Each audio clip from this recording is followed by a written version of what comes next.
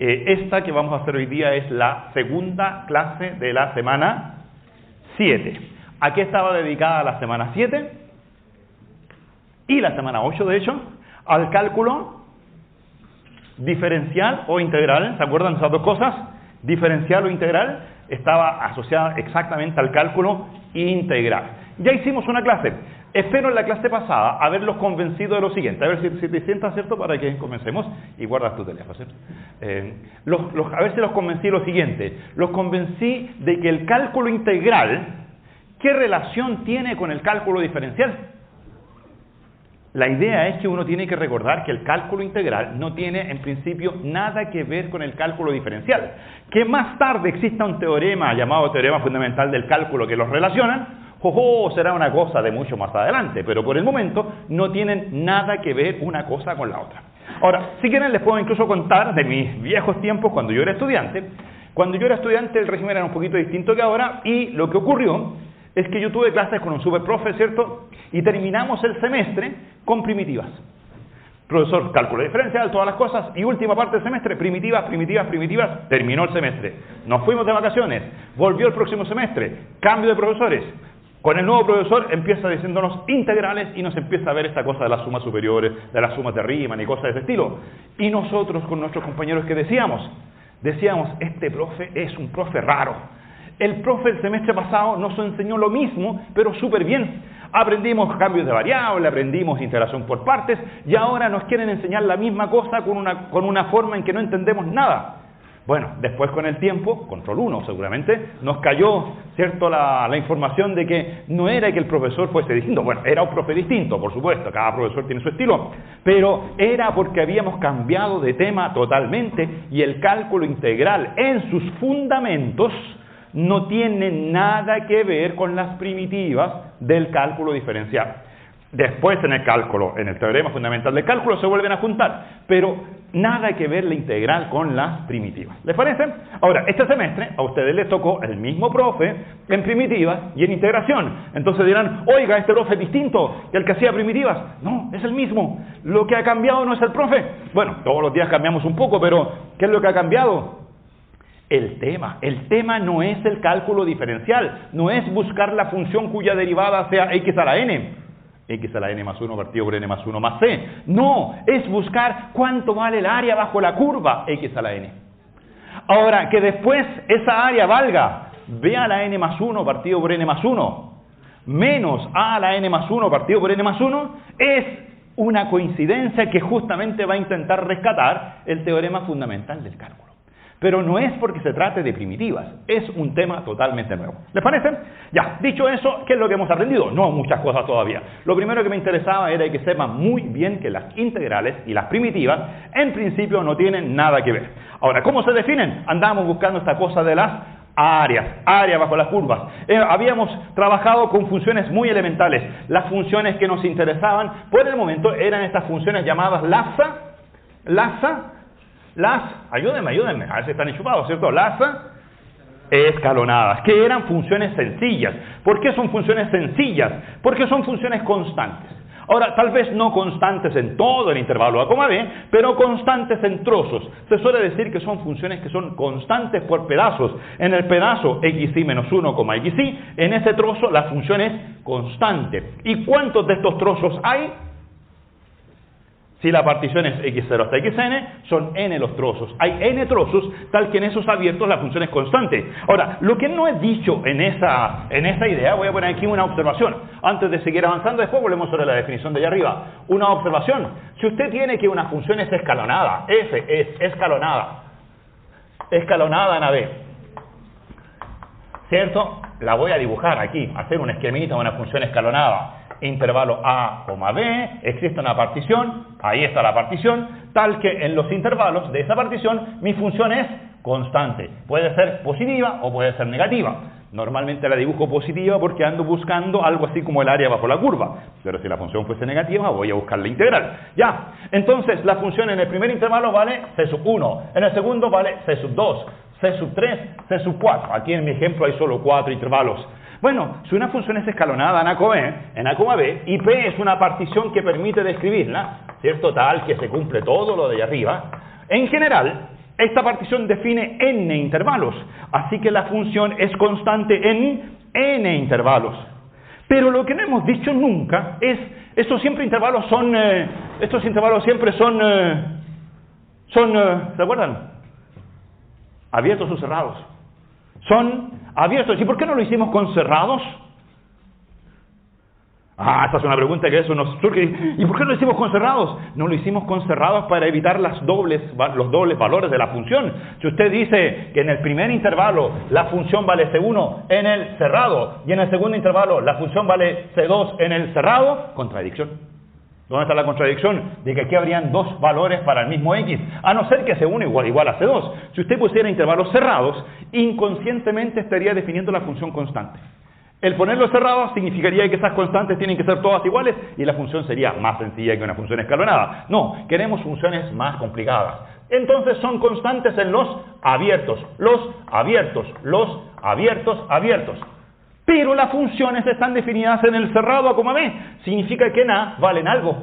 Significan que en el punto de transición entre C1 y C2 valen algo. Entre C2 y C3 valen algo. Ahí, en todas partes valen algo. La pregunta es, ¿y qué le pasa a esos valores?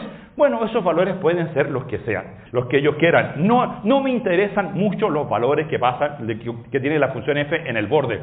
Entonces, si es escalonada en AB, puedo decir que el conjunto imagen de mi función escalonada es un conjunto que tiene, ¿cuántos valores? A lo más. El conjunto imagen, ¿lo ven aquí el conjunto imagen? Miren, en el primer intervalo, el conjunto imagen es el singleton C1. En el segundo intervalo, el singleton C2. Después por aquí, el C3. Después por aquí la función vale C4. Estoy dibujando el conjunto imagen. Pero además están los valores f de A. Ahí está f de A. Ahí está f de ese punto. F de ese otro. Lo voy a poner por allá distinto. F de ese, digamos que es distinto. F del último. Ya, ahí tienen a lo más. ¿Cuántos valores tiene el conjunto imagen? ¿Cuántos intervalitos eran? N. ¿Cuántos bordes hay? Contando al A y contando al B. Son N más 1 puntos, X0 hasta Xn. ¿Cuántos valores en total distintos puede tener el conjunto imagen? A lo más. Ahora, podrían ser menos si es que las constantes fuesen iguales, ¿cierto? No habrían dos valores, habría solo uno. Pero ¿cuántos puntos tiene a lo más? El conjunto imagen tiene a lo más. ¿Cuántos los contaron? A lo más, ¿cuántos puntos? N intervalitos más los n más 1 puntos de borde, en total sumando serían a lo más 2n más 1 puntos, 2n más 1 valores distintos. Valores distintos. O sea, es un conjunto finito. A lo más eso, pueden ser menos. Entonces, por ejemplo, eso implica que el conjunto imagen es un conjunto acotado. La función es acotada. El conjunto imagen es acotado. La función se dice acotada. De hecho, ¿cuánto vale el supremo del conjunto imagen? El más grande de esos 2n más 1 valores. Ustedes tienen todos los números, miren el más grande, ahí tienen el supremo. ¿Cuánto vale el ínfimo? El más chico de esos 2n más 1 valores. O sea, los conjuntos imágenes de funciones escalonadas son conjuntos sencillos. No son como las funciones continuas, ¿cierto? Las funciones continuas, ¿cómo era su conjunto imagen? Era un intervalo. ¿Cuál era la cardinalidad del conjunto imagen de una función continua? Infinito no numerable. ¿Cuál es la cardinalidad del conjunto imagen de una función escalonada? Es un conjunto finito. La cardinalidad es a lo más 2n más 1. Puede ser menor si es que hubiesen repeticiones de valores. Ahí tienen una observación. Ya, ahora, antes de seguir conociendo estas funciones escalonadas, me interesa que veamos esta definición, la definición de comparar dos particiones. Digamos que P es una partición, digamos que Q es una partición. De hecho, las voy a dibujar aquí, miren. Una partición P, una partición Q. El intervalo es el A, B. El intervalo es el A, B. Ya, ¿qué es una partición P? Es un conjunto de puntos. Ahí tengo mi partición P. Conjunto de X0, X1, X2, X3, X4. ¿Qué es Q? Otra partición. La misma, no necesariamente. Vamos a decir que la partición Q es más fina que P. O dicho de otro modo, que es un refinamiento de la partición P. Si se les ocurre dar una definición, ¿qué significará que una partición sea más fina que la otra? Que tenga, si la primera era un conjunto de puntos que tiene, de hecho, ¿cuántos puntos tiene la primera? Digamos que la primera tiene n más 1 puntos. ¿Cómo debería ser la segunda para ser más fina que la anterior? La primera idea que uno se le ocurre es que tenga más puntos que la primera. Sin embargo, esa definición que podría ser, no es. Porque lo que uno pide típicamente para un refinamiento es que la partición Q tenga eventualmente más puntos que la P, pero que tenga al menos todos los puntos de P. Todos los puntos de P tienen que estar en Q. ¿Y eso en teoría de conjuntos cómo se llama? Si todos los elementos de un conjunto tienen que estar en otro conjunto.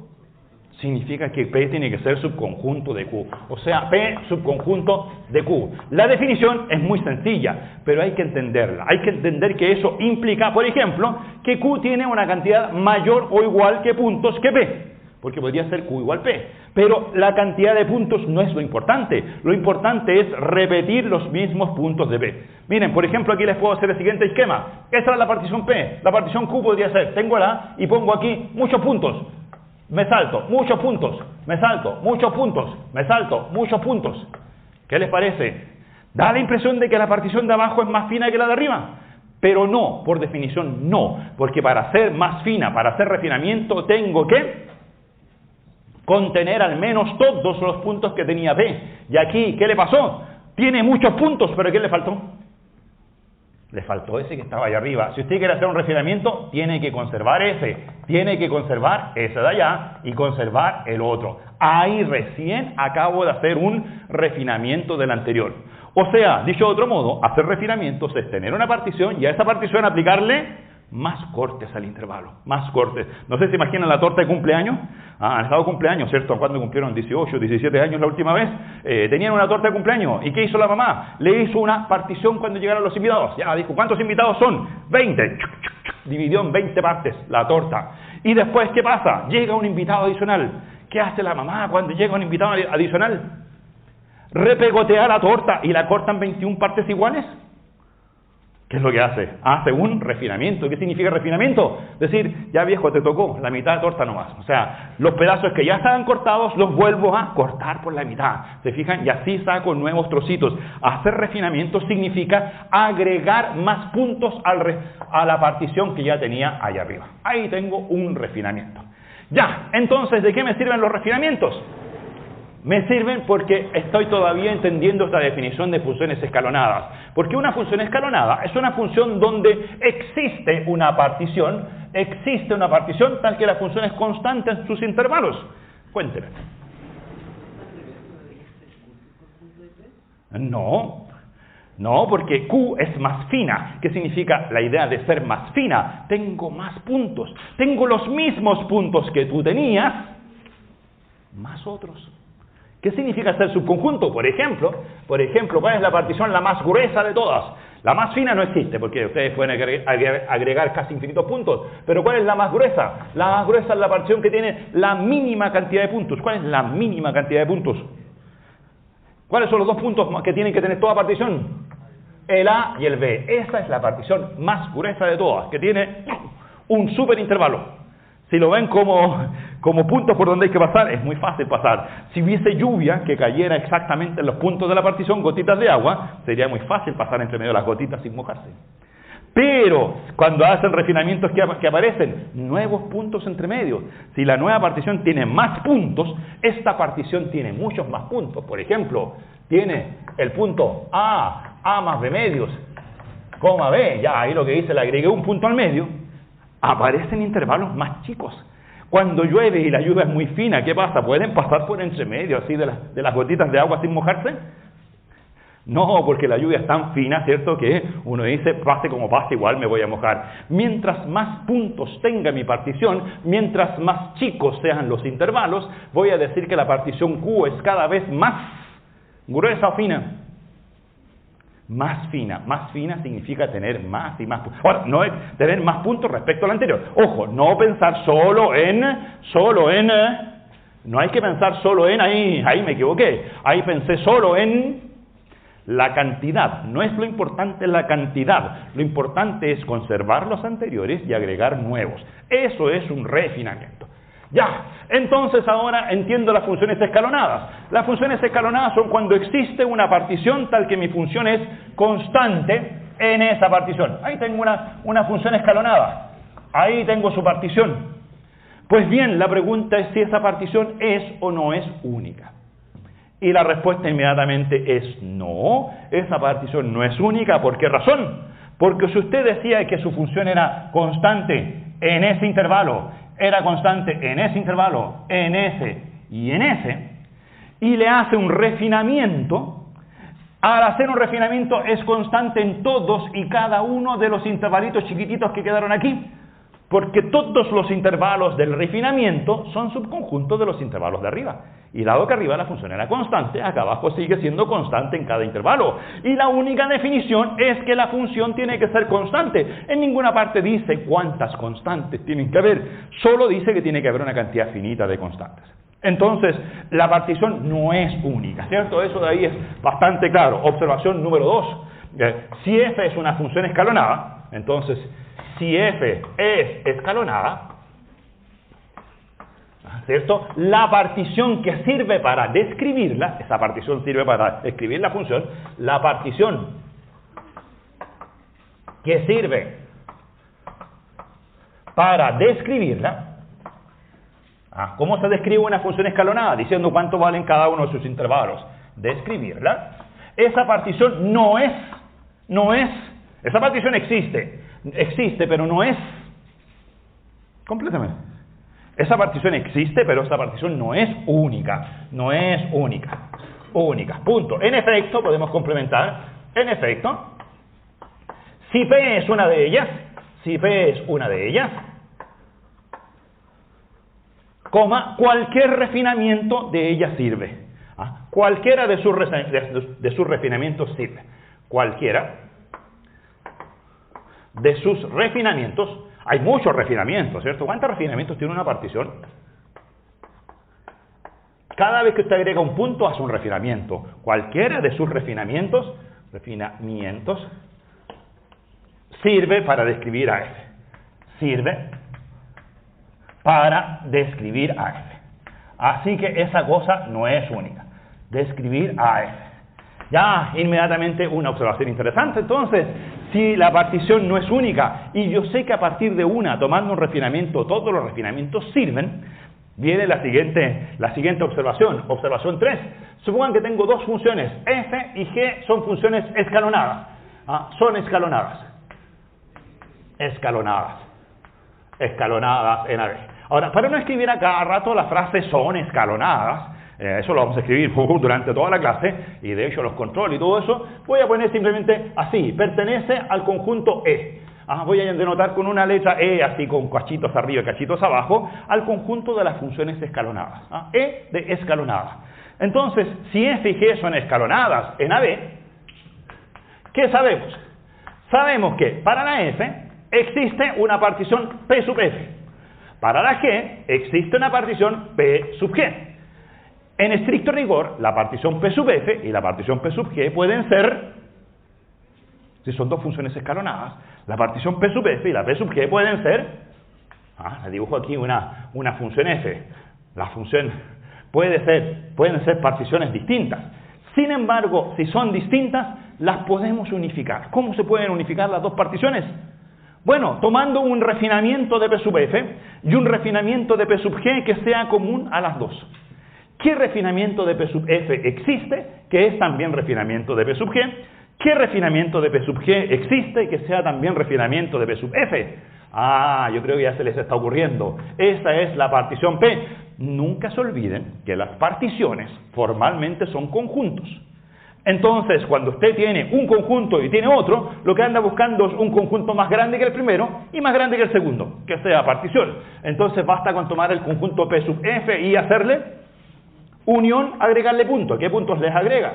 Los puntos de la partición P sub G, y así tiene una partición más fina que la P sub F, más fina que la P sub G. ¿Y para qué me sirve esta partición P? Para describir la F y la G simultáneamente. Miren, aquí les voy a hacer un dibujo. Ese es A, ese es B. ¿Cuál es la partición P sub F? No la voy a dibujar. ¿Cuál es la P? La voy a dibujar aquí. La partición P la voy a dibujar como rectas verticales. Ya, ahí tengo. ¿Por qué esta es la partición P unión F? Porque la función F era esta. Esa. No sé si ven cuál era la partición asociada a P sub F. ¿Ven cuál era la partición asociada a P sub S? Pónganle letra a todo esto. Digamos que ese punto se llama A, S, B, este se llama C, D, E, F, G, H, I, J. Ya, por ponerle nombre a los puntos. ¿Cuál es la partición típica de la F? La partición más simple de la F, la que tiene al punto A. ¿Quién más? Al D. ¿A quién más? Al H. ¿A quién más? Al B, el extremo superior de la B, ¿cierto? Esa es la partición de la F. ¿Y cuál es la partición de la G? La G era una partición que valía eso, después valía por aquí, después valía por ahí arriba, no sé. La partición G tenía esos valores, miren, ahí y allá. ¿Cuál era la partición propia de la G? Bueno, el A, el C, el D, el E, ¿lo ven? El F, el G, a todos. No, hay uno que no. El H no. Esa no estaba en P sub G. Ya, después estaba el I, sí, el J y el B. Ahora, cuando yo hago la unión, quedan todos, A, B, C, D, E, F, G, etcétera, todos los puntos que les puse nombres ahí, de corrido, ¿cierto?, alfabéticamente. Eso es la partición P. Normalmente uno utiliza esa partición P para poder trabajar. ¿Les parece? Ya. Dicho eso, pienso que podemos inmediatamente hacer la siguiente, escribir nuestro famoso teorema. Teorema / definición. ¿Por qué se llama teorema? Bueno, porque es una propiedad verdadera, importante. ¿Por qué se llama definición? Porque gracias a ella puedo hacer nuestra definición que nos interesa en lo que sigue. Entonces, miren, voy a decir lo siguiente. Tomo una función f. F escalonada en el intervalo A, B. Ahora, ¿qué significa que sea escalonada? Que existen particiones que la describen. ¿Cuántas particiones existen que la describen? Infinitas. Entonces, digamos que tomo 2. Entonces, digamos que P es la partición x0, x1, x2 hasta xn, y Q es la partición T sub 0, T sub 1, le voy a poner distintas letras para que se vea distinto, T sub m. Digamos que esas P y Q son particiones de F. Son tales que, si usted mira la F en todos los intervalos de la P, f de x es constante, vale c sub i para todo x en el intervalo xi menos 1, xi, y eso para todo i que varía desde 1 hasta n. Ya, ¿lo anotaron? Acostúmbrense a anotar esas cosas porque las van a tener que anotar siempre en las pruebas en forma muy rápida. No perder tiempo en eso y tienen que escribirlo. Si no ponen el para todo i, les van a bajar la nota. Si no ponen el para todo x, les van a bajar más todavía la nota. Tienen que decir, la función es constante en todo el intervalo iésimo y el i puede ser cualquiera de los n intervalos. Eso es p. Pero también la función es constante en el otro intervalo, en los intervalos t. O sea, ahí voy a decir que las constantes valen d sub j para todo x que vive entre t sub j menos 1, t sub j, y eso es válido para todo j que varía entre 1 y... Ya, ¿me van a dictar? No me dictaron. Ya, perdemos la oportunidad de decirme desde j igual 1 hasta n. Hagamos un dibujito. Un dibujito, aquí miren. Mi función es escalonada. Ahí está el punto A, ahí está el punto B. Alguien dijo, esa es la función escalonada. ¿Cuáles son los x? Ese es el x0. Ahí está el x1, ahí está el x2 y aquí está el x3. ¿Cuáles son las constantes c sub i? Esta de aquí vale c sub 1, ahí la función vale c sub 2 y aquí la función vale c sub 3. ¿Les parece? Ahora, no es la única partición, existen más particiones. Por ejemplo, pueden agregar un par de puntos por allá, un punto ahí y un punto acá. Entonces, a esto lo llaman T1, T2, T3. Tú eres T4, tú eres T5, tú eres T6 y tú eres T sub 7. Pueden usar la partición de las X o la partición de las T para describir esa función escalonada. Entonces, bueno, aquí al tiro me van a decir en ese ejemplo, ¿cuánto vale D sub 1? Si miran la partición de las T, ¿cuánto vale D sub 1 en ese primer intervalo? ¿Cuánto vale la función en ese primer intervalo? D sub 1 es igual a C sub 1, ¿o no? ¿Cierto? Van a decir D sub 1 vale lo mismo que C sub 1. ¿Cuánto vale el segundo intervalo? D sub 2. Bueno, en ese ejemplo D sub 2 también es igual a C sub 1. ¿Cuánto vale D sub 3? Todos son iguales. ¿Cuál es el que cambia? El D sub 4. ¿Cuánto vale el D sub 4? Ahí está el cuarto intervalo. ¿Cuánto vale la función en el cuarto intervalo de las variables t? ¿Vale?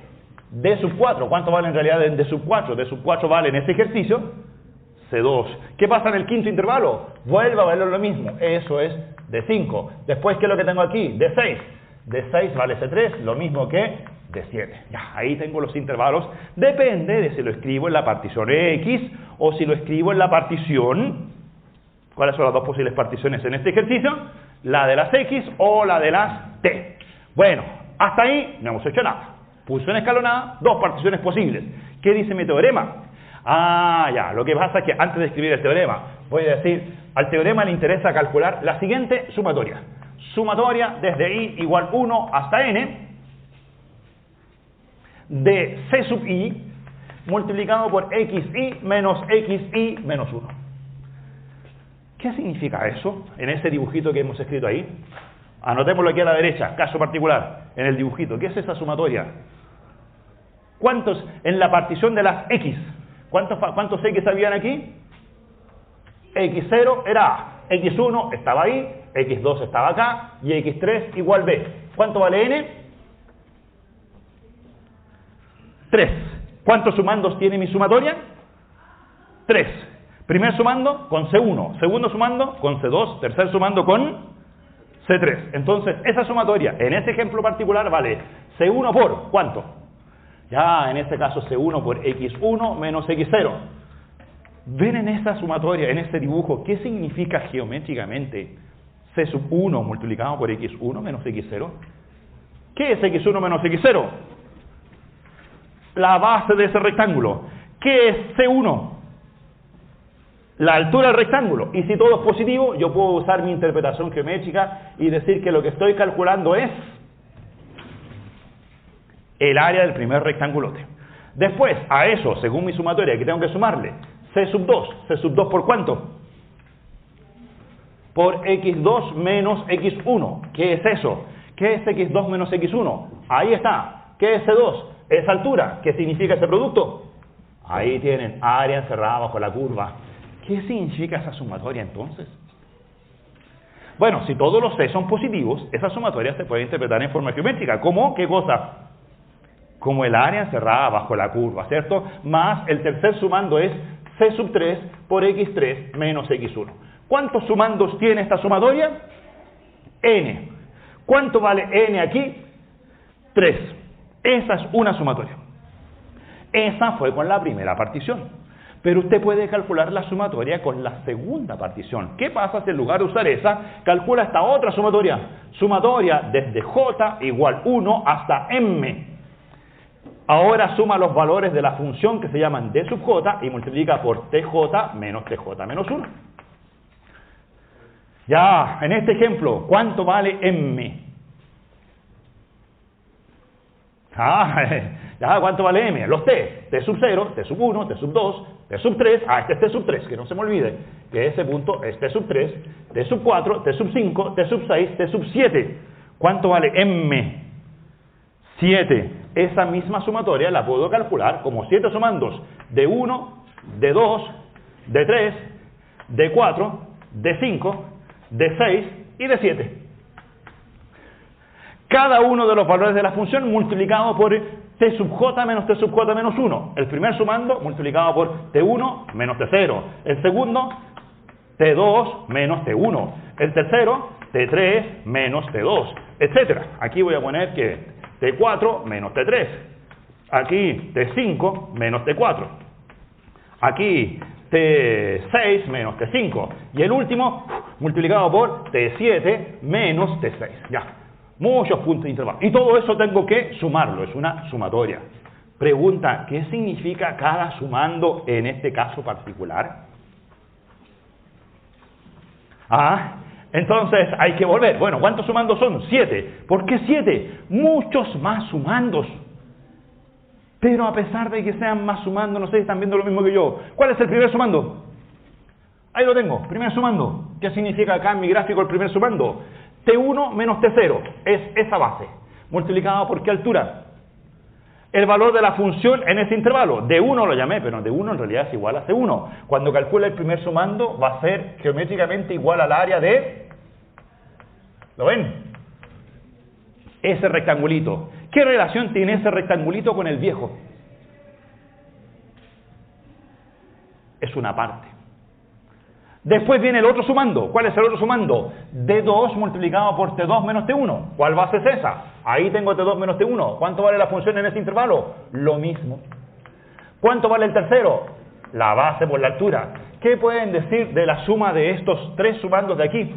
S de 1 es igual a C1. S de 2 es igual a C1. S de 3 es igual a C1. ¿Cómo andan estos tres sumandos comparados con la suma de arriba? La suma de estos tres vale exactamente ¿cuánto? Es el primer sumando de la suma de arriba. ¿Lo ven? ¿Qué es lo que hice? Descompuse el intervalo x0 y x1 en tres subintervalos porque hice un refinamiento. La cantidad de sumandos aumentó de 1 a 3. Pero a pesar de que los sumandos sean más sumandos, la suma es la misma. Porque aumenta la cantidad de sumandos, pero cada sumando es más grande o más chico que los anteriores, pensando que son puros números positivos. Cada sumando es más chico. ¿Lo ven ahí gráficamente? Porque son más chicos. ¿Cierto? Tenía el sumando 1, el 2 y el 3. Esos tres suman el viejo sumando 1. Ya, ¿qué pasa con los dos que siguen? El de 4 y el de 5. ¿Dónde los veo? Aquí los veo como el área de ese rectangulito que está ahí y ese rectangulito que está allá. La suma de ellos es el viejo rectángulo 2. Y los últimos, ¿cuánto? Dos sumandos que quedan abajo, el de 6 y el de 7, son esto que quedó ahí. Eso más eso. Conclusión, no sé, visualizan el teorema. ¿Qué le pasa a esas dos sumatorias? Esas dos sumatorias siempre son iguales. Ahí está la parte teorema. Ese es el teorema. Si usted calcula esa sumatoria con una partición o con otra, da lo mismo. Porque aunque agregue sumandos, la cantidad de sumandos puede crecer, pero la suma es siempre la misma. Se van achicando los sumandos y van conservando la misma suma. ¿Les parece? ¿Entendieron la razón de por qué? Bueno, ahora hay que demostrarlo. Ahora, este teorema se los voy a dejar de tarea para la demostración. Les voy a dar algunas indicaciones, pero la demostración de tarea. A ver si entendimos esto de aquí. Y ahora viene la parte de definición. ¿Cómo estas sumatorias son constantes? ¿De quién dependen? No dependen de la partición. ¿De quién dependen entonces? Dependen de cuál es la función. ¿Y qué significa geométricamente? ¿Ven lo que está significando geométricamente en este dibujo la primera o la segunda sumatoria? ¿Qué significa geométricamente en este dibujo? El área de esos rectangulotes, el área cerrada bajo la curva. Entonces, a esa sumatoria le voy a llamar integral en el intervalo a, b de la función escalonada. Las integrales de funciones escalonadas se calculan como la sumatoria de los valores constantes de la función escalonada por los anchos de los intervalos. Usted puede subdividir los intervalos en pequeños subintervalitos aumentando la cantidad de sumandos, pero ¿qué cosa se conserva siempre? El área bajo la curva. Esa integral es la misma con cualquier partición. ¿Duda? ¿Por qué se le dice el área bajo la curva? No se le dice, o sea, se le dice porque quiero que entiendan. ¿Viniste a la clase anterior? No, ya, entonces revisa el video de la clase anterior y ahí vas a tener la introducción, ¿cierto?, de todo esto. Pero para entender, uno se imagina muy bien lo que son las áreas. Ahí mismo discutimos sobre las áreas y en general siempre uno estudia la función positiva, estudia la región que va entre la función, el eje de las X, y dice, mi objetivo era calcular esa área bajo esa curva. Bajo la curva porque es hasta dónde? Desde la curva hasta el eje de las X. Esa era la área bajo la curva. Y cuando aquí cuando veo esta función, como la función es constante, es muy fácil, porque el área bajo la curva no es más que la suma de unos rectangulitos, y esos rectangulitos se calculan con esa sumatoria, con esa o con la otra. Pero, ¿qué voy a hacer ahora? Que a esa sumatoria la voy a llamar integral. En mi dibujo, para que esto sea área bajo la curva, requiero un dato. Requiero que las constantes C sean todas positivas. Pero si miran el teorema de definición, en ninguna parte dice que la función es positiva. Solo dice que la función es constante. Entonces, las integrales, que son estas sumatorias, no son siempre áreas. Serán áreas. ¿Cuándo las integrales van a ser áreas? ¿Cuándo las integrales van a ser áreas? Cuando todos los sumandos sean mayores o iguales que 0. ¿Ya? ¿Les parece? Ahí tengo mi teorema. Ahora, demostración de tarea. Demostración de tarea. De tarea. Ahora, una tarea muy guiada, porque miren, les voy a decir que la demostración la pueden hacer en varias etapas. Hay una etapa que no les voy a hacer. La primera etapa, que es muy fácil, es si P igual Q. Porque esto, lo que hay que demostrar es que si me dan dos particiones distintas, la sumatoria es la misma.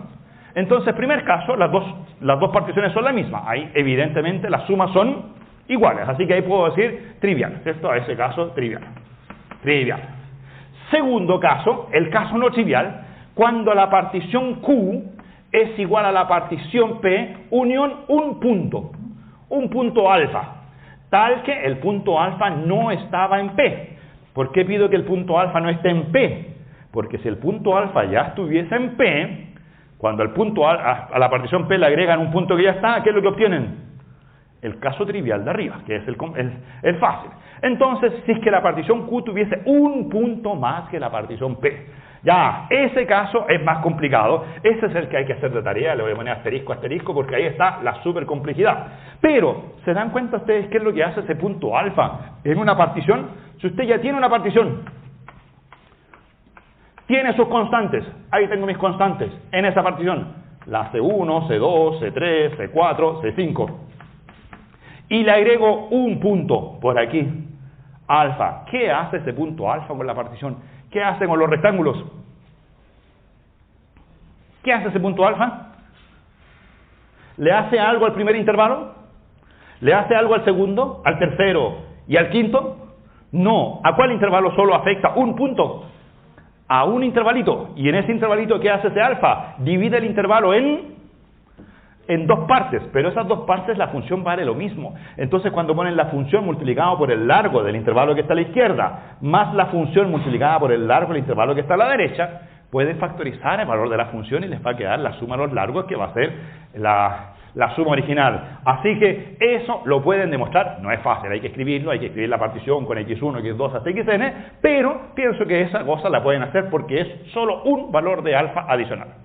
Una vez que uno ha hecho eso, lo que sigue es bien fácil. Es ingenioso pero fácil. Es el caso, ¿qué pasa si Q es un refinamiento cualquiera de P? Se puede demostrar que la suma asociada a P y la sumatoria asociada a Q son iguales. ¿Por qué razón? Bueno, porque si Q tiene muchos puntos más que P, uno puede pensar en pasar de P a Q agregando un punto cada vez. Tomo la P, le agrego un punto y me queda una nueva partición. Al resultado le agrego un punto, una nueva partición, un punto, y voy calculando las sumas en cada caso. Miren, digo que existen particiones. La P es subconjunto de P1, la P1 subconjunto de P2. Inserto particiones agregando un punto cada vez. Y así en algún instante voy a llegar a la partición Q.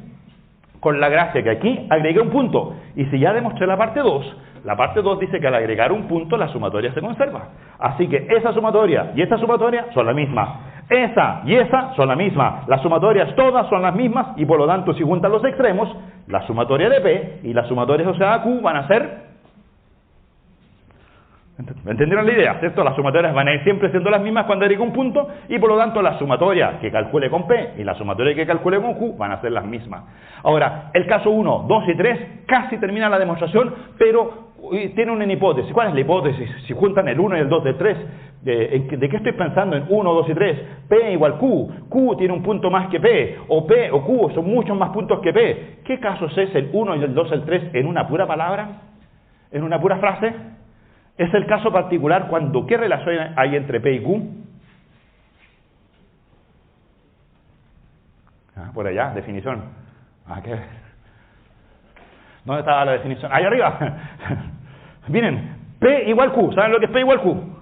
¿Saben lo que es P distinto de Q? O sea, P es subconjunto de Q. ¿Qué relación tienen P y Q? Que Q es ¿cómo se llama respecto de P? Q es un refinamiento de P. Si Q es P con un punto, Q ¿qué cosa es? Es un refinamiento de P. Si Q igual a P, Q es un refinamiento de P. O sea, el caso 1, 2 y 3 completan la demostración cuando P y Q son un refinamiento de la otra.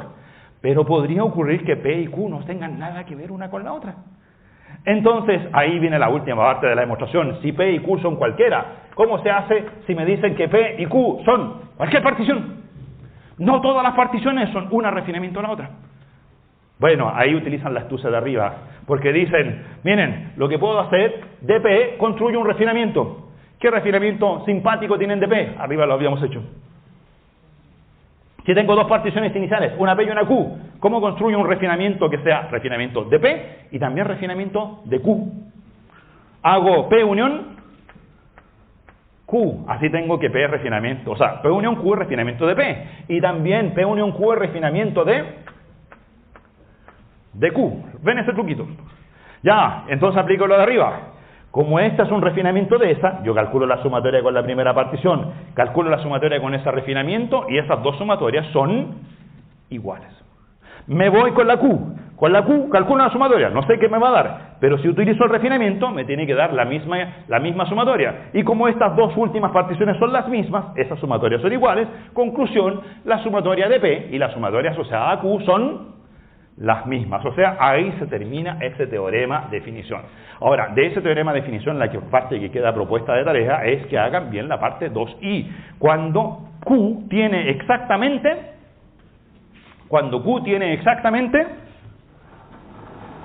en palabras, ¿cuál es el caso 2? Cuando Q tiene exactamente, ¿cuántos puntos más que P?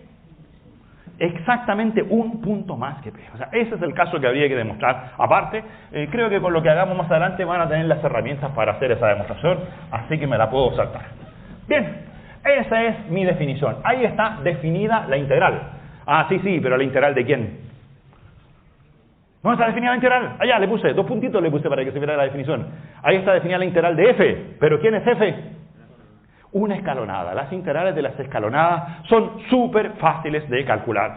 Ahora, hay algunos que me van a decir, de hecho ya me estaban diciendo en la clase pasada, oiga, pero aquí para definir integrales necesitamos, ven ahí lo que dice, la integral, ¿qué es la integral? ¿Qué dice al lado izquierdo? Decir igual. Allá está la integral. ¿Cuánto vale la integral? Una sumatoria. Necesito sumatorias. Pero resulta que sumatorias me lo van a enseñar en el curso de álgebra. Y yo no he hecho todavía mi curso de álgebra. No, sí lo he hecho. Todos han hecho el curso de álgebra. Lo que no han hecho todos es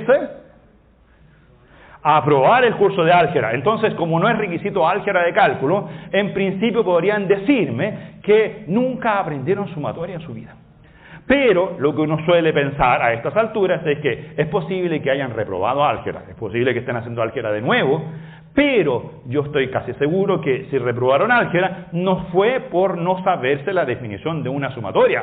Lo que no supieron hacer era calcular sumatorias con números combinatorios, calcular sumatorias con factoriales, que la sumatoria de la sumatoria en sumatorias dobles, ¿cierto? Todo ese tipo de cosas que hacen que las sumatorias sean complicadas. A lo mejor hicieron que me fueran mal en los controles de álgebra. Y lo que es más probable es que me haya ido mal en el curso de álgebra por las preimágenes y todas esas cosas más abstractas que hay en álgebra. Yo creo que incluso en sumatorias es donde sacaron la mejor nota en álgebra, ¿o no? No sé, ahí me cuentan ustedes si que alguno tiene reales problemas de sumatorias, podemos hacer un repaso de sumatorias. Pero aquí la sumatoria está hecha en la forma más elemental posible. Cuando usted vea ese símbolo raro de ahí, simplemente tiene que ver aquí, sumatoria, 1, 2, 3 términos. Y esa suma de arriba es igual a la suma de 1, 2, 3, 4, 5, 6, 7 términos. Son simplemente anchos de intervalos multiplicados por alturas, rectangulitos. No sé si alguna vez en kindergarten jugaron con las barritas. ¿Jugaron con barritas poniendo barritas una al lado de la otra?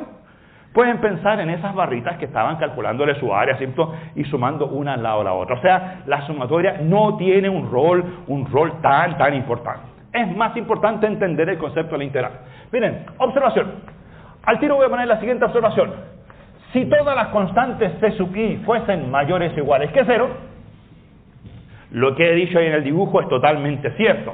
La integral de la función f es exactamente igual al área de la región encerrada entre la función f y el eje de la x.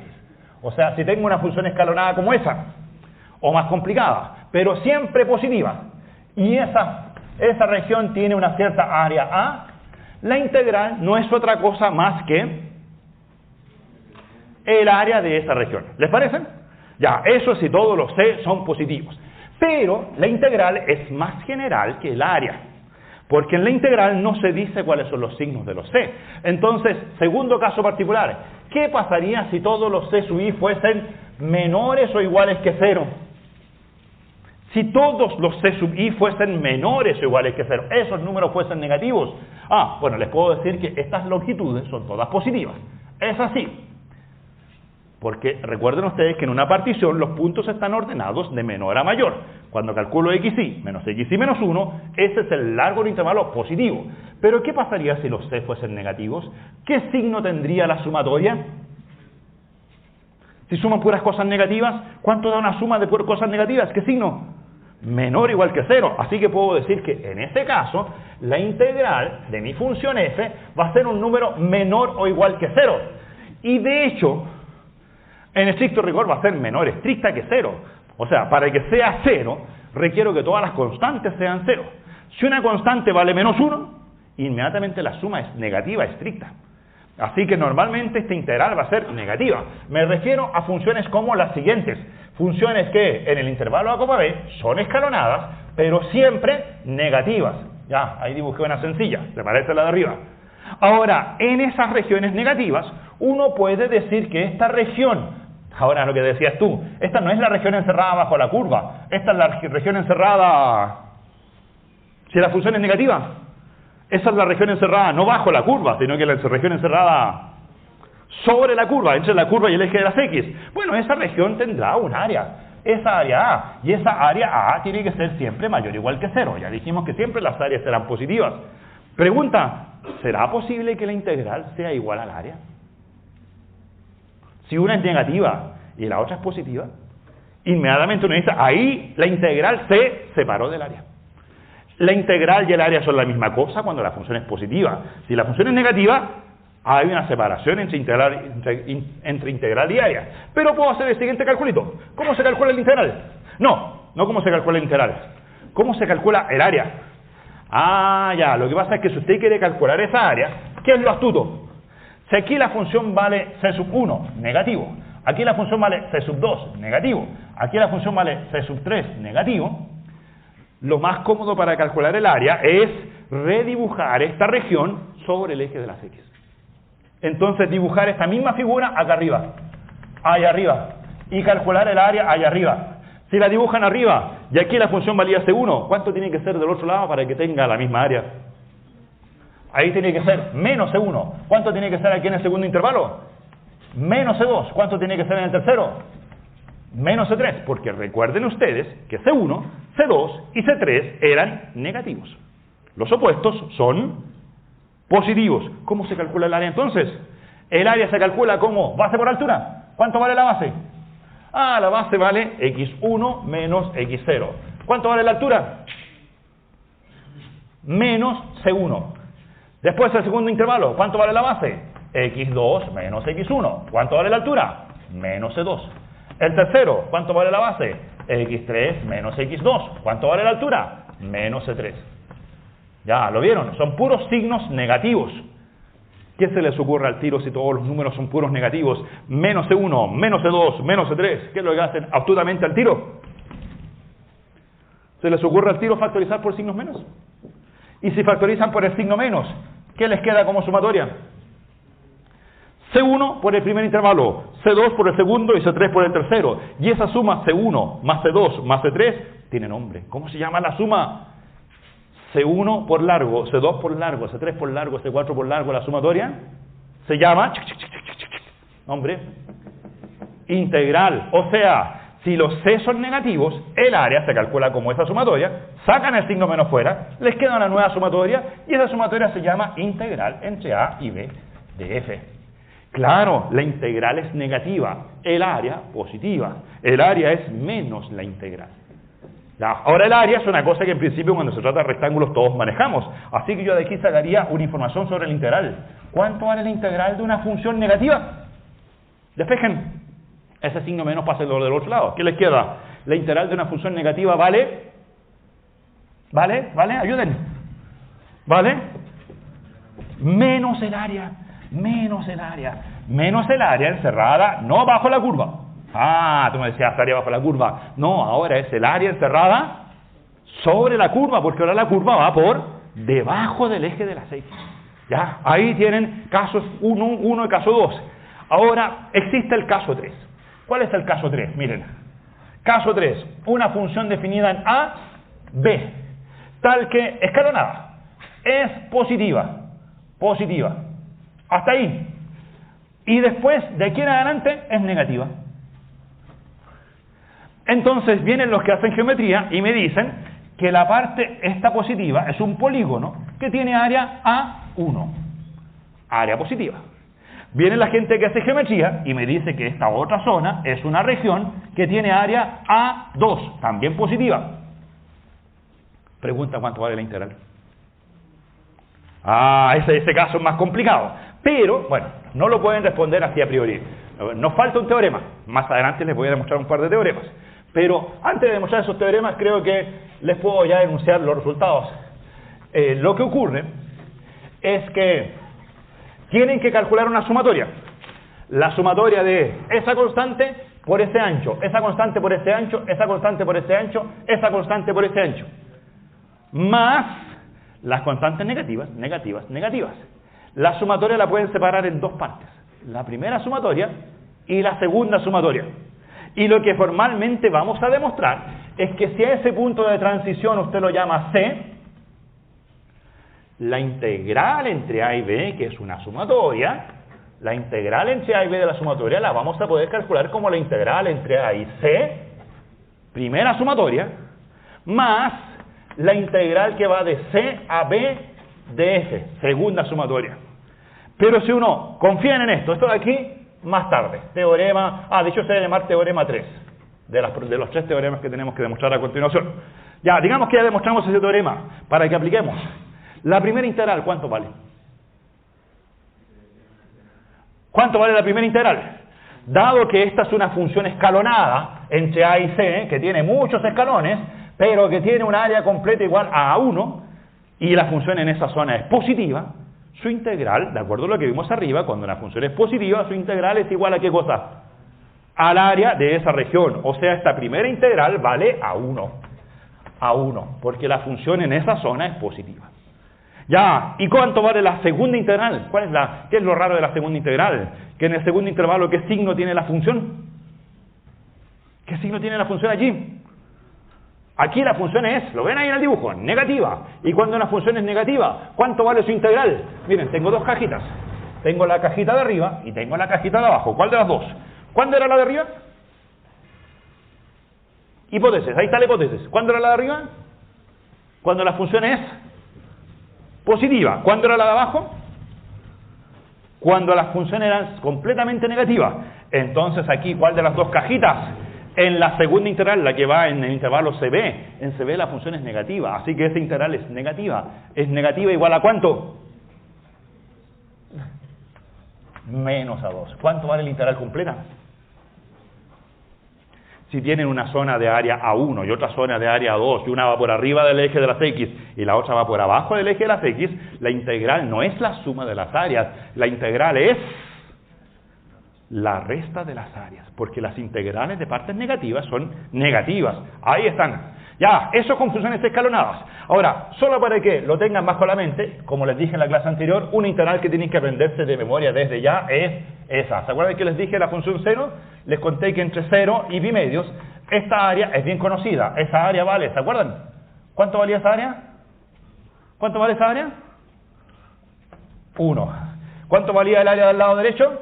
1. ¿Cuánto vale el área acá? 1. ¿Cuánto vale el área ahí? 1. Porque la función seno es una función que repite los valores en todas partes. Todas esas regiones son medias congruentes entre sí. Así que todas tienen la misma área y todas tienen área igual a 1. Ya, pero ahora piensen en integrales. Si piensan en la integral en el intervalo 0 pi medios, piensen que calculan la integral de la función seno en 0 pi medios. ¿Cuánto les va a dar esa integral? 1, porque como la función es positiva, es igual al área. Si calculan la integral entre 0 y pi, ahí está pi, ¿cuánto les va a dar entre 0 y pi la integral? El área completa, ¿cuánto es el área completa? 2. Ni un problema porque la función es positiva. ¿Qué pasa si voy hasta 3 pi medios, que es el que sigue?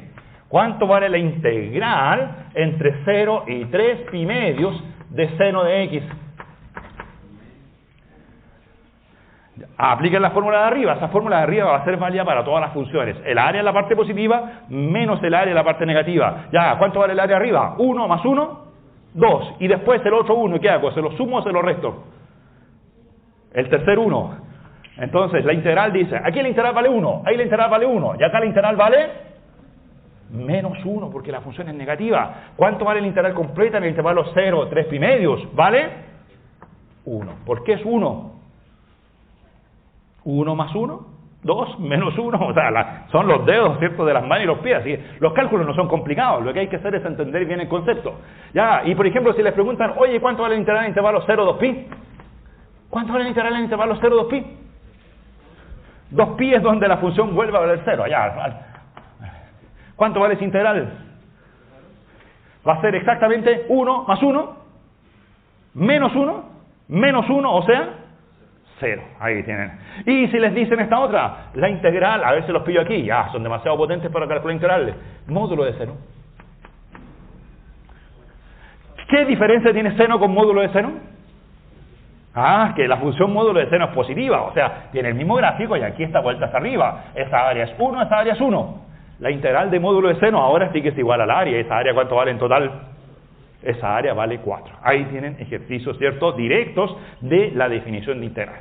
Ya, bueno, con eso les quise que se soltaran un poquito para calcular integrales y vean que no estamos calculando cosas tan raras, pero tenemos que demostrar algunos teoremas. ¿Cuántos teoremas vamos a demostrar? Bueno, en estricto rigor vamos a demostrar 3 teoremas, llamadas las famosas propiedades de la integral de funciones escalonadas. Las funciones escalonadas tienen algunas propiedades y esas propiedades las voy a ver en 3 teoremas. Teorema 1. Ahora, noten que para calcular integrales de funciones escalonadas, la idea que tienen que tener presente es la siguiente. Las integrales de funciones escalonadas son cosas fácil o sea difícil, eso es lo que tienen que preguntar. Es más fácil calcular una integral escalonada que echar al alumno que tiene el teléfono en las manos, ¿cierto? Es mucho más fácil calcular la integral de una función escalonada, porque simplemente saber sumar, y muchas veces saber sumar con los dedos de las manos y de los pies, no hay que hacer cosas tan complicadas. Ya, así que mi primer teorema creo que sale al tiro. Dice, si tengo 2 funciones escalonadas, f y g, funciones escalonadas, en AB. Siempre trabajamos en AB por el momento. Y con la hipótesis siguiente, f de x siempre menor o igual que g de x para todo x en AB. O sea, 2 funciones que tienen un orden. Una función está por abajo de la otra. La f vive debajo de la g. La g es más grande que la f en todas partes. Bueno, como son escalonadas, ambas tienen integrales. Pero la pregunta es, ¿cómo es la integral de la f comparada con la integral de la g? Si lo piensan en áreas, ¿qué podrían decir? Si piensan en funciones positivas, traten de entender esto, ¿cierto? Si son puras funciones positivas, aquí voy a dibujar una función positiva. Una función escalonada positiva. Ahí, esa es la f. Y después la g es otra escalonada que es siempre más grande. ¿Qué significa? Que la g es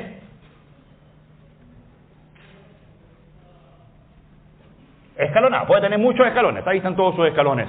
Ya, ¿qué pueden decir? ¿Qué pasa con la integral de la f comparada con la integral de la g? ¿Entienden en ese dibujo qué significa la integral de la f? Si la función es totalmente positiva, si la función es positiva, ¿qué significa la integral de la f? Geométricamente, el área de esa región. ¿Y cómo es la otra región? ¿Más grande o más chica? ¿Tiene área más grande o área más chica? Ya, entonces la integral de la f es menor o igual que la integral de la g. Ahora, esa propiedad, que usted la ve muy bien cuando las funciones son positivas, también es verdad cuando las funciones son negativas. Si tiene una función escalonada súper negativa por ahí abajo, su integral es negativa.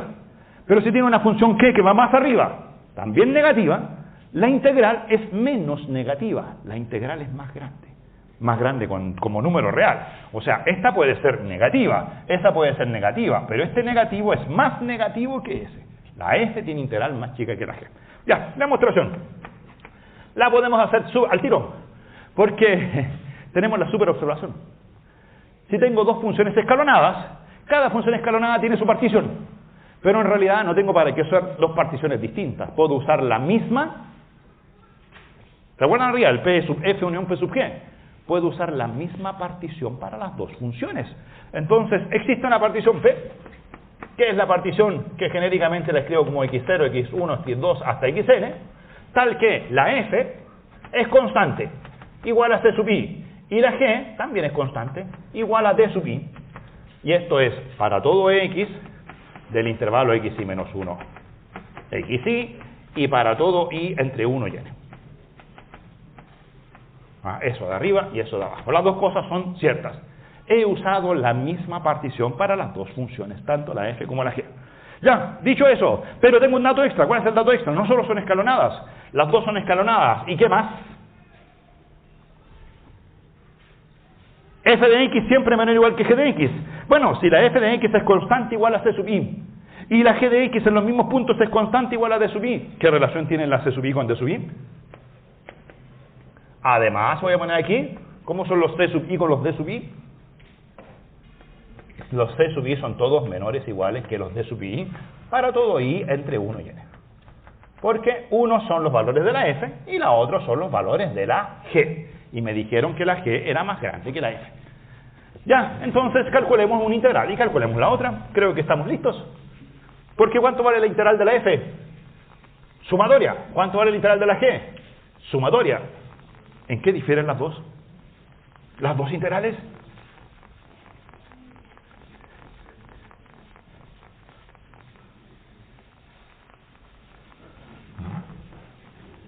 Ya. Cuéntame, ¿en qué difieren las dos integrales? ¿Saben cuánto vale la integral entre a y b de la función f?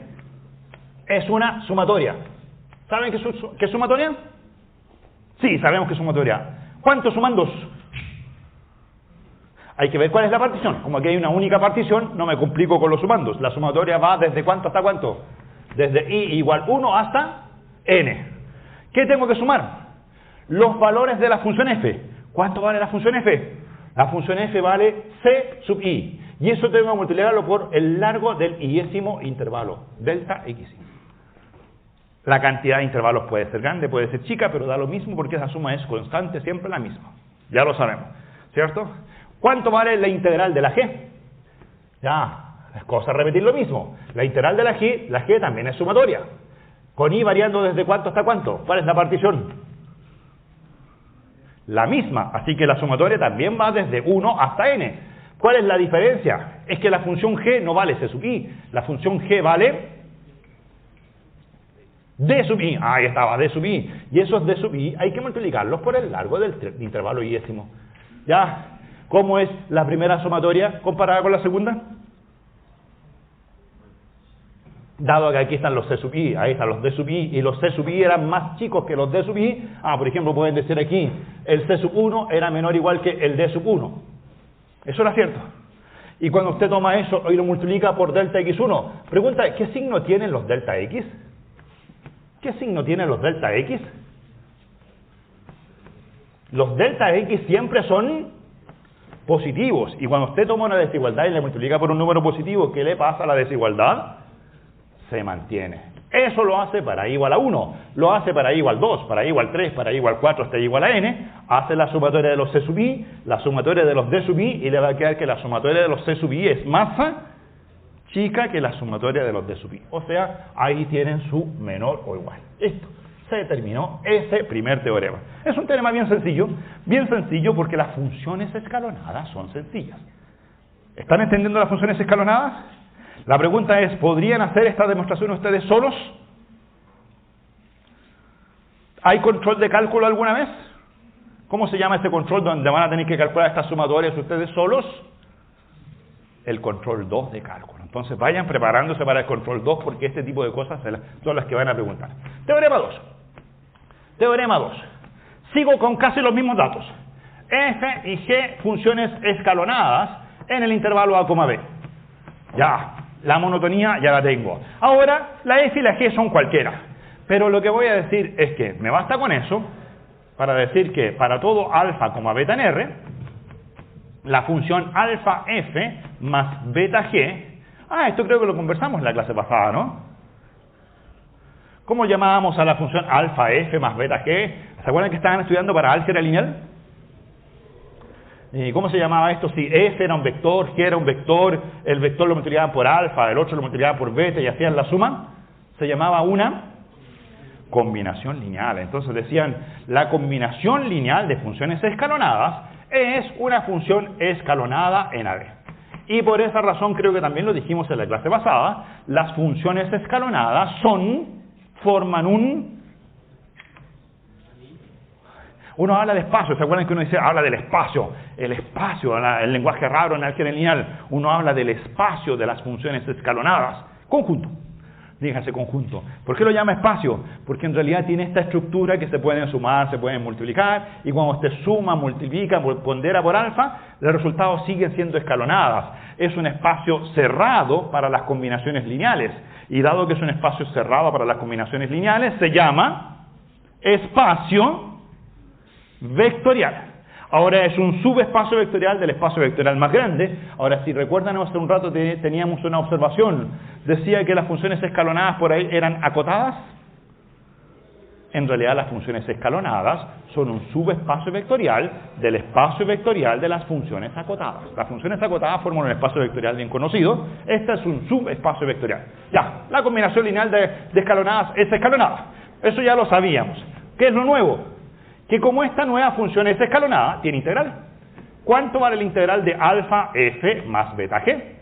¿Cuánto vale la integral de la combinación lineal?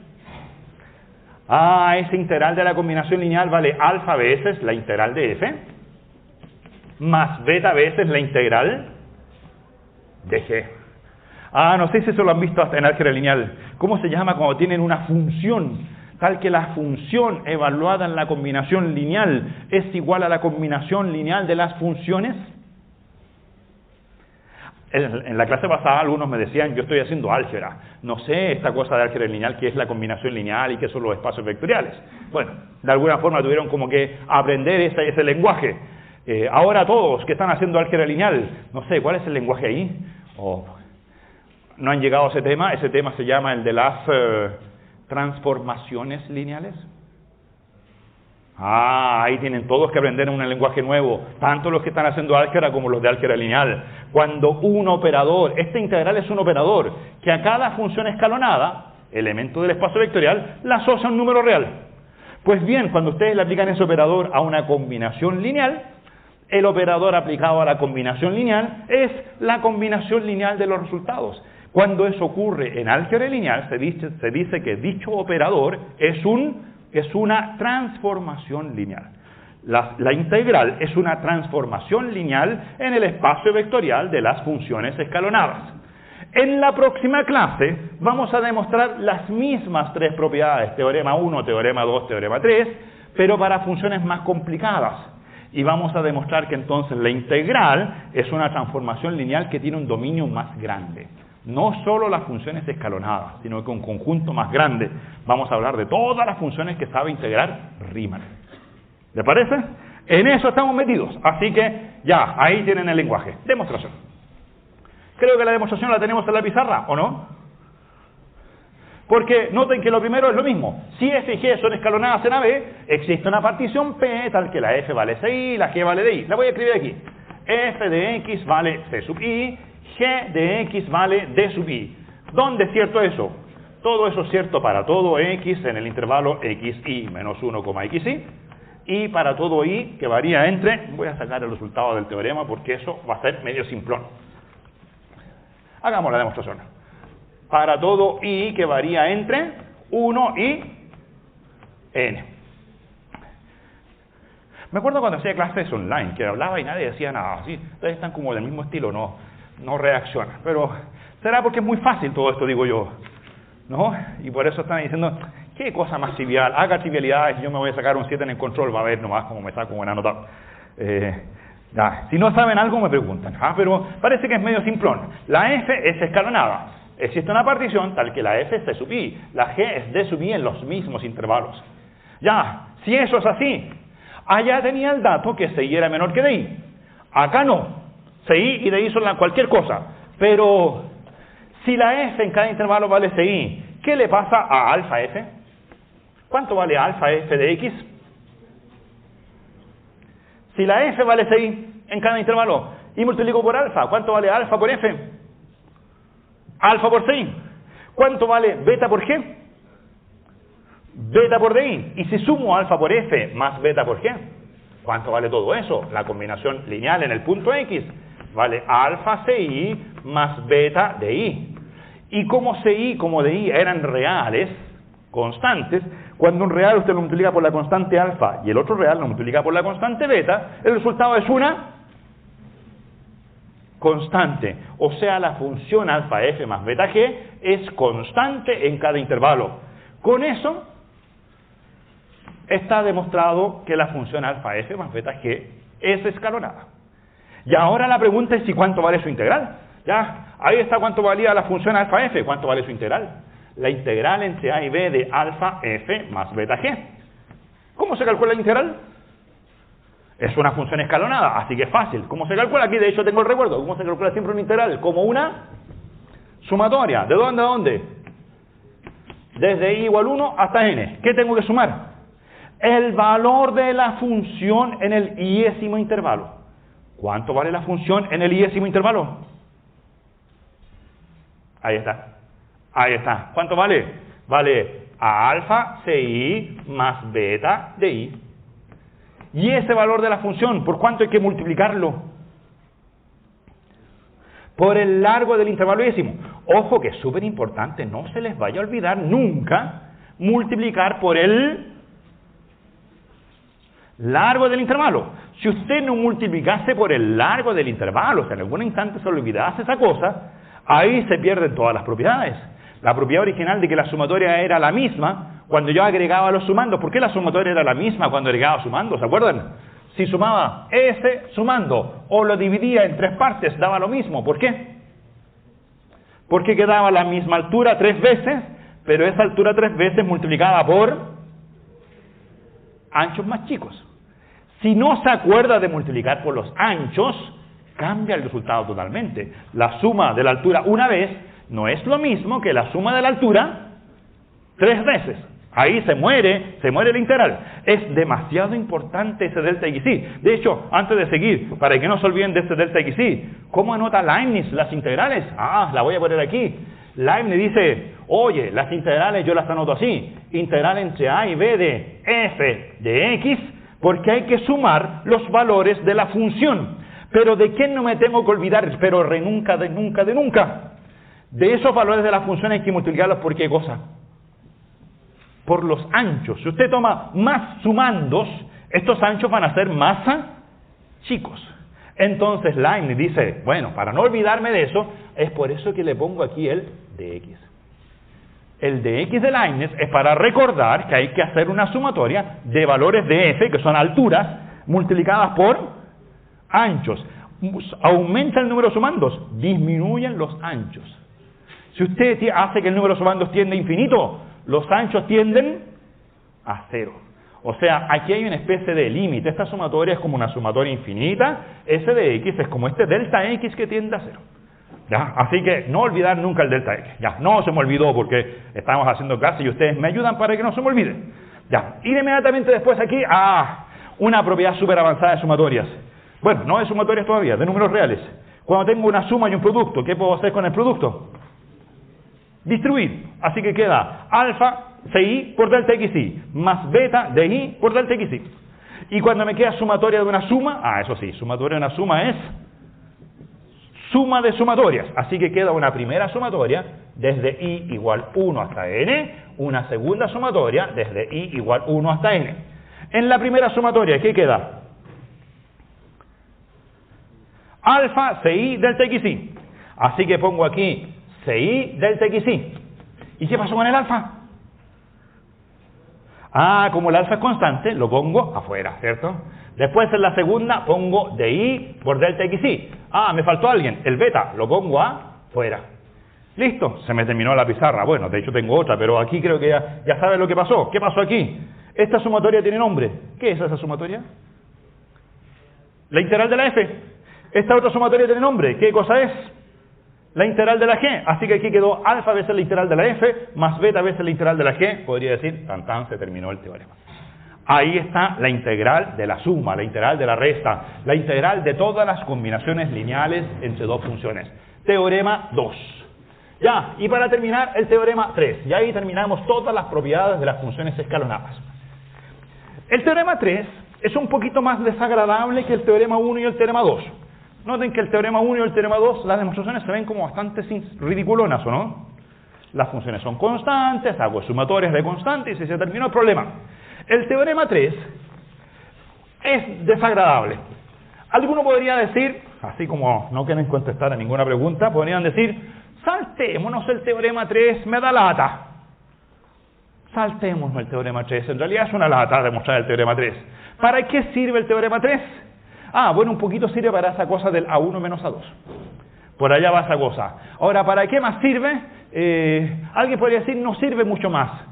Y tienen razón. Pero ¿saben para qué sirve realmente el teorema 3? El teorema 3 es como la piedra angular para demostrar el teorema fundamental del cálculo. Ahora, yo quiero en algún instante entender el teorema fundamental del cálculo. Entonces, si yo quiero llegar a ese teorema fundamental del cálculo, este teorema 3 realmente tiene que ser un teorema bien entendido. Alguno le puede dar lata, decir, ¡oye, qué feo el teorema 3! ¡Oye, qué complicada la demostración! ¡Oye, no entendí bien el teorema 3! Pues bien, hay que intentar entenderlo bien, hay que hacer su demostración, porque esta cosa la vamos a usar ¿cuándo? Cuando demostremos el teorema fundamental del cálculo. Se basa en este teorema 3. Ya, así que aquí va, teorema 3. Teorema 3. Dice, tengo una función f que es escalonada en AB. Les voy a hacer un monito, para que no sea tan latoso. ¿Se los hago con función positiva? Se los hago con función positiva. Ahí tienen una función positiva, positiva, positiva, positiva. Escalonada en AB. ¿Qué tiene su particioncita? Eso es x0. Digamos que ahí tengo mi x1, x2, x3, x4. ¿La ven? ¿Saben lo que significa la integral de la f? El área bajo la curva. Bien. Pero este teorema 3 introduce una nueva variable. Toman un número c que vive en el abierto AB. ¿Dónde voy a dibujar ese punto C? Ese punto C no es A. Ese punto C tampoco es B, porque vive en el abierto. Ahora, ¿puede ser ese punto C X1? Podría ser. ¿Puede ser X2? Podría ser. Puede ser. Ahora, si fuera X1, X2 o X3, es lo que voy a decir, creo que es bastante más sencillo a que si no lo fuese.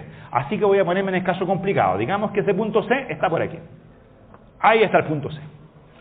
¿Ya? Entonces, no es ni X0, ni X1, ni X2, ni X3, ni X4. Ya, no sé si se le ocurre qué se puede hacer si no hay ninguno de ellos. El teorema dice, bueno, si tomas C en AB, entonces la función f restringida al intervalo AC. ¿Saben lo que es la función f restringida al intervalo AC? La podemos dibujar.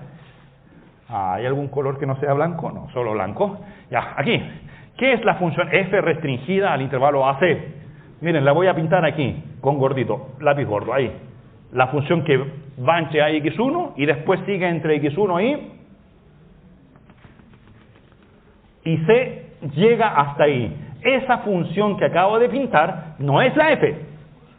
La f tenía dominio AB. Esa función tiene dominio AC. ¿Qué me pueden decir? ¿Cómo ven el gráfico de la AC? Tienen que olvidarse de todo esto. Olvídense de eso. Miren esa pura función. ¿Qué tipo de función es? Escalonada, pero escalonada ¿en qué intervalo?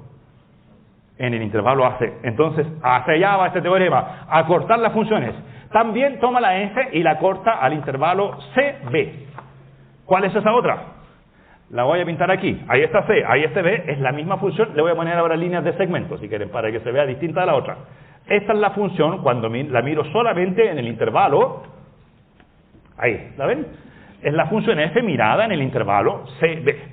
¿Qué dice mi teorema? Dice que esa y esa de ahí son funciones escalonadas. Son escalonadas. Completen ustedes. ¿Dónde? ¿En qué intervalos? En AC y CB, respectivamente.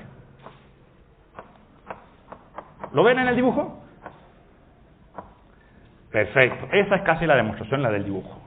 Ahora, un poquito más que eso. Además, como son escalonadas, entonces todas tienen integral.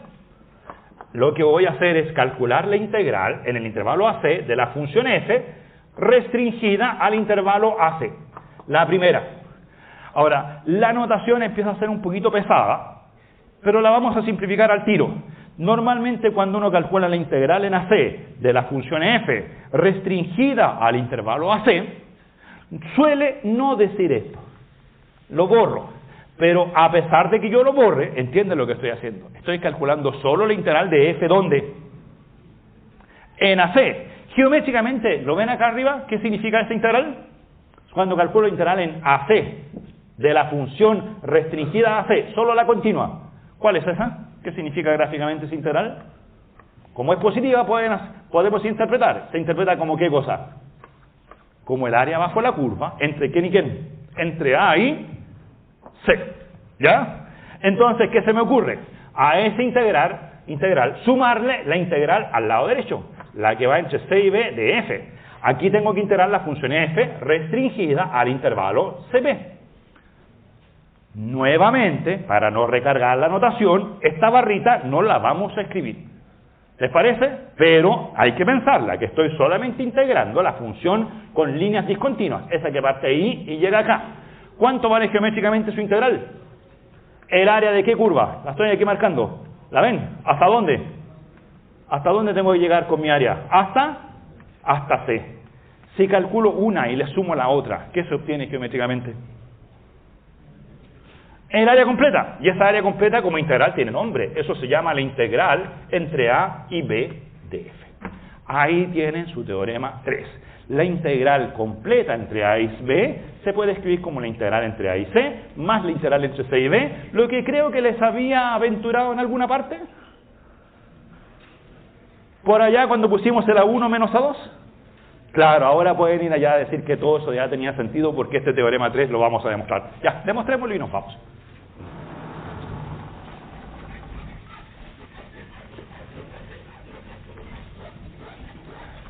Ya, tal vez esto es lo más complicado con sumatorias.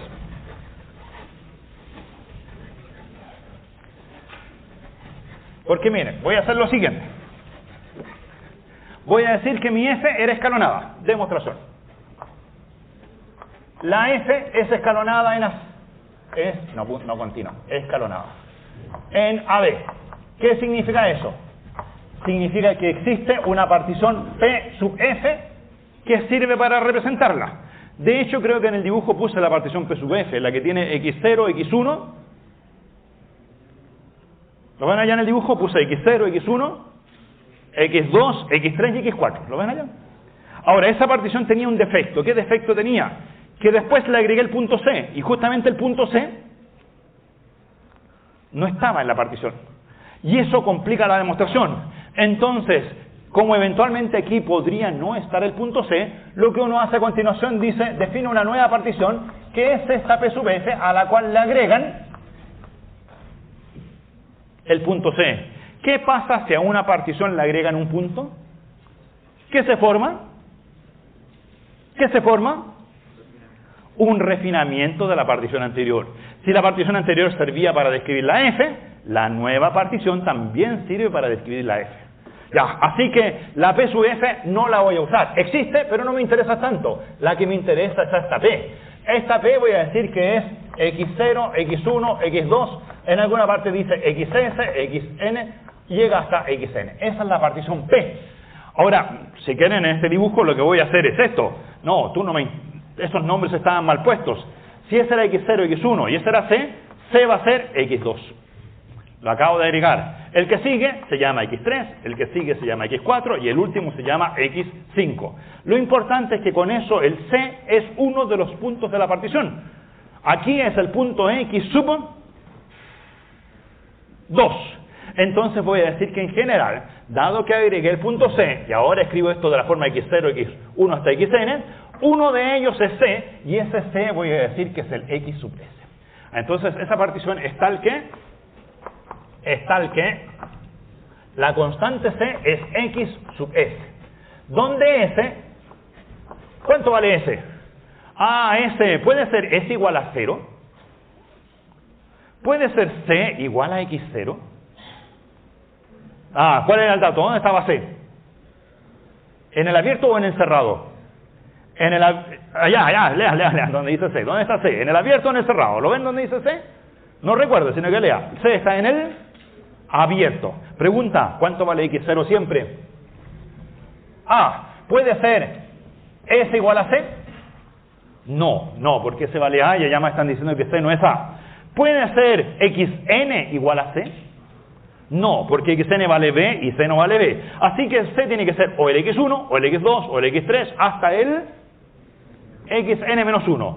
C es XS, donde S es un número que vive entre 1 y N-1. Ahora, para que todo esto tenga sentido, obviamente la letra N tiene que ser mayor o igual que 2, porque mi partición tiene al menos 3 puntos, que son el A, el C y el B.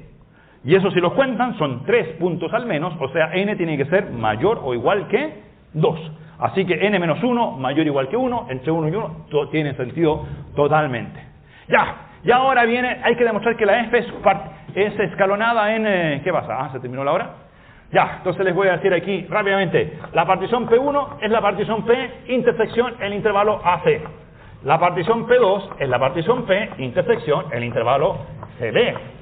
Y con esas particiones, lo que me estoy haciendo es quedando con la primera parte de la función o con la segunda parte de la función. Y dado que la función es constante en cada uno de los intervalos, ahí queda demostrado que la función son escalonadas. Y la integral en AC de la F hay que hacer la sumatoria solo en esta primera parte. Y esta es la partición que va entre X0 y termina en XS. Esta de acá es la partición que parte en XS y termina en XN. Entonces, la primera es una sumatoria que va desde I igual 1 hasta F de las constantes de la función multiplicado por delta XI. La otra integral, la que va de C a B, es otra sumatoria. Pero se nos terminó el tiempo, así que aquí les voy a poner que es de I igual S más 1 hasta N de las constantes de I por delta XI.